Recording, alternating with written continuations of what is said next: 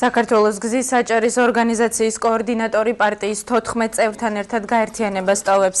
მერაბ ღოღობერიძის განცხადებით ერთ-ერთი მოტივი, რის გამოც იგი თანამოაზრეებთან ერთად პოლიტიკურ ასპარეზს ეთიშება, არჩევნების შედეგია.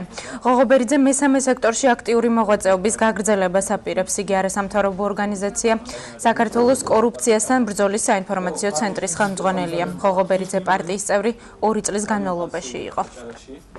და მინდა კიდევ ერთხელ გამოვაცოცხლო და ისევ მივიღეთ გადაწყვეტილება ჩემ მეგობრებთან ერთად კონსულტაციის შედეგად დაგვეტოვებია პარტია, რადგან პოლიტიკურად თვლით, რომ საზოგადოებამ გააკეთა თავისი არჩევანი.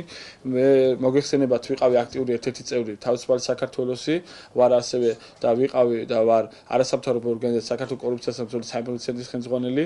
ვაპირებთ ჩემ გუნდთან ერთად ბრძოლად, გამოვაფხიზლოთ არასამთავრობო ორგანიზაციები. საზოგადოებამ გააკეთა თავისი არჩევანი. აერჩია თავისი ის ოპოზიციური ძალები, რომლებიც ახლა შევიდნენ საკრებულოში. ძალიან დიდ პატივს ემე საზოგადოების გადაწყვეტილებას.